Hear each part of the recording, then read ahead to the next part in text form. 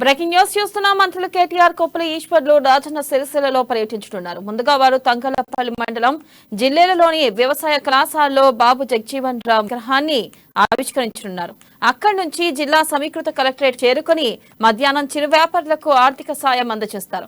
ఇక 12:30 పద్మనాయక కళ్యాణ మండపంలో 1650 మంది లబ్ధిదారులకు పోడు పట్టాలు పంపిణీ చేస్తారు.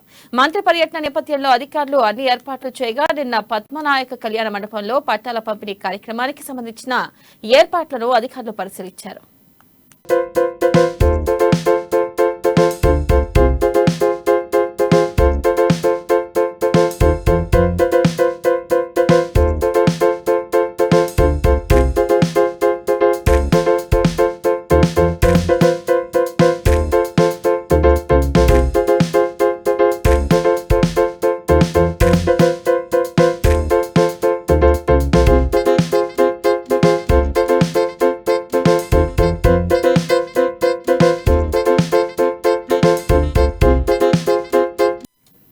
బ్రేకింగ్ న్యూస్ చూస్తున్నాం. మంత్రులు కేటీఆర్ కొప్పుల ఈశ్వర్లు రాజన్న సిరిసిల్లలో పర్యటించనున్నారు.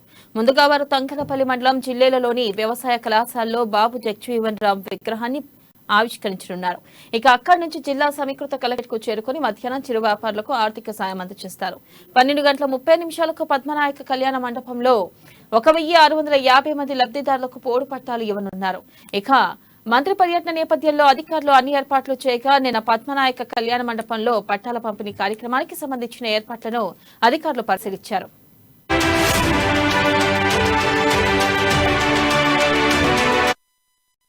దీనిపై మరింత సమాచారాన్ని మా ప్రతినిధి శ్రీకాంత్ అందిస్తారు. శ్రీకాంత్. ఈ రోజు రాష్ట్ర ఐటీ పురపాలక శాఖ మంత్రితో పాటు రాష్ట్ర ఎస్సీ మైనారిటీ సంక్షేమ శాఖల మంత్రి కొప్పుల ఈశ్వర్లు సంయుక్తంగా కలిసి రాజన్న సిరిసిల్ల జిల్లాలో పర్యటించనున్నారు. ఇరువురు మంత్రులు కూడా రాజన్న సిరిసిల్లలో పలు అభివృద్ధి కార్యక్రమాలతో పాటు బాబు జగజీవన్ రామ్ వర్ధంతి కూడా ఈరోజు ఉండడంతో తంగళ్లపల్లి మండలం జిల్లాల వ్యవసాయ కళాశాలలో నూతనంగా ఏర్పాటు చేసిన జగజీవన్ రామ్ విగ్రహాన్ని ఆవిష్కరించి నివాళులు అర్పించనున్నారు. అనంతరం సమీకృత జిల్లా కార్యాలయ సముదాయంలో ఆడిటోరియంలో చిన్న తరహా కుటీర వ్యాపారం చేసుకునే 128 మంది లబ్ధిదారులకు ఆర్థిక సహాయం కూడా అందజేయనున్నారు.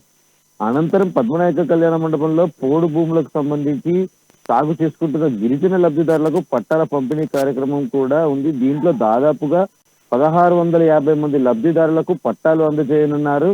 11 గంటలకు రాజన్న సిరిసిల్ల జిల్లా కలెక్టరేట్ కార్యాలయంలో ఈ కార్యక్రమం అయితే జరగనుంది. అనంతరం 12 గంటల ప్రాంతాల్లో తంగళ్లపల్లిలో పర్యటించనున్నారు.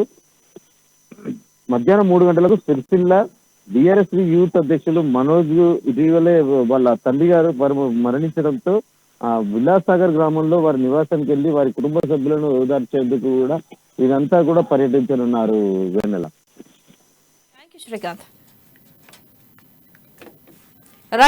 శ్రీకాంత్.